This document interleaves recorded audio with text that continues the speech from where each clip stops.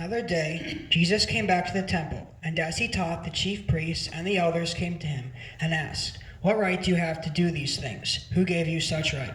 Jesus answered them, "I will ask you in just one question. And if you give me an answer, I will tell you what right I have to do these things. Where did John's right to baptize come from? Was it from God or from man?"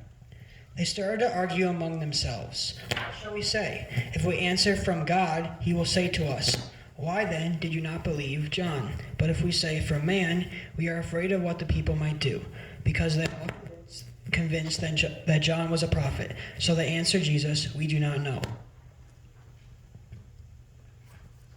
And he said to them, "Neither will I tell you then by what right I do these things." No one was able to give Jesus any answer, and from that day on, no one dared ask him any more questions.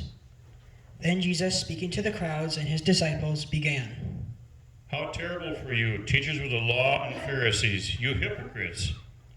You lock the door to the kingdom of heaven in people's faces, but you yourselves don't go in, nor do you allow it in those who are trying to enter.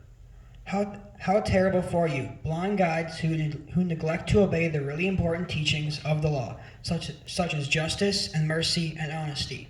How terrible for you, blind guides, you strain a fly out of your drink, but swallow a camel. How terrible for you, Scribes and Pharisees, you hypocrites! You're like a whitewashed tombs, which look fine on the outside, but are full of bones and decaying corpses on the inside.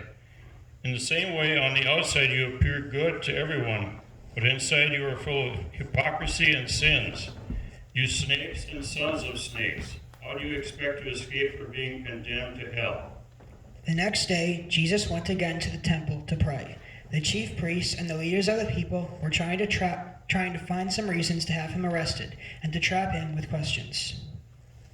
So they sent him to some of them men to ask, "Teacher, we know that you teach the truth about God's will for man, without worrying about what people think. Tell us then, is it against our law to pay taxes to the Roman emperor or not?" You hypocrites, why are you trying to trap me? Show me the coin for paying the tax. Whose face and name are on these? "The emperor's," they answered. So Jesus said to them, "Well, then pay to the emperor what belongs to the emperor, and pay to God what belongs to God." Also the teacher of the law tried to trap him with this question, "Teacher, which is the greatest commandment in the law?"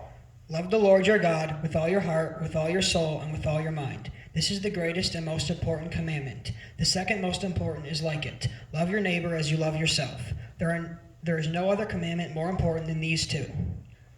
Then Jesus, sitting in the temple, was teaching. A very large crowd was listening to him gladly, and he taught them with the words of the kingdom. Heaven and earth will pass away, but my words will never pass away. And this good news about the kingdom will be preached through all the world, to all the peoples, and then the end will come.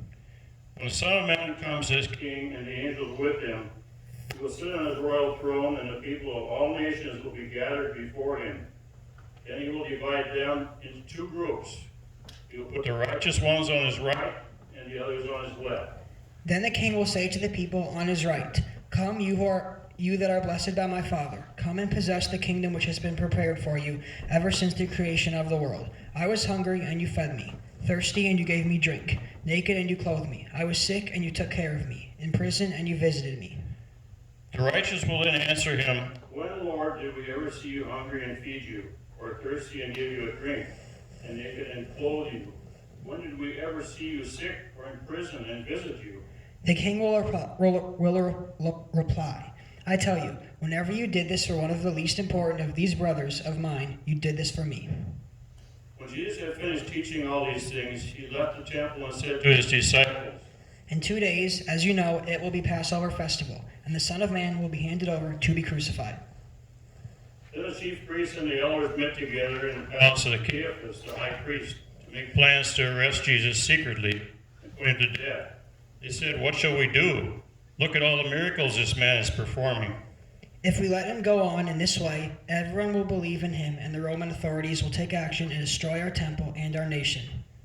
Caiaphas then, who was high priest that year, said, "What fools you are! Don't you realize that it is better for you to have one man die for the people instead of having the whole nation destroyed?" One of the Pharisees there was Nicodemus, the man who had gone to see Jesus before. He said to the others, "According to our law, we cannot condemn a man before hearing him and finding out what he has done." Well, another answered, "Are you also from Galilee? Study the scripture, and you will learn that no prophet ever comes from Galilee." So Caiaphas and his council that day decided to have Jesus arrested and to have him killed, one man for the whole nation. But they all agreed, "We must not do it during the festival of unleavened bread, or the people will riot."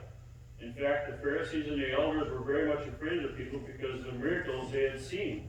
Then Satan entered into Judas called Iscariot, who was one of the 12 disciples. So Judas went off and spoke with the chief priests and the officers of the temple guard about how he could betray Jesus to them. "What will you give me if I betray Jesus to you?" They counted out 30 silver coins and they gave them to him. And from then on, Judas was looking for a good chance to hand Jesus over to them. Here ends this part of the Passion history. All we like sheep have gone astray, and the Lord has laid on him the iniquity of us all. By his wounds we are healed.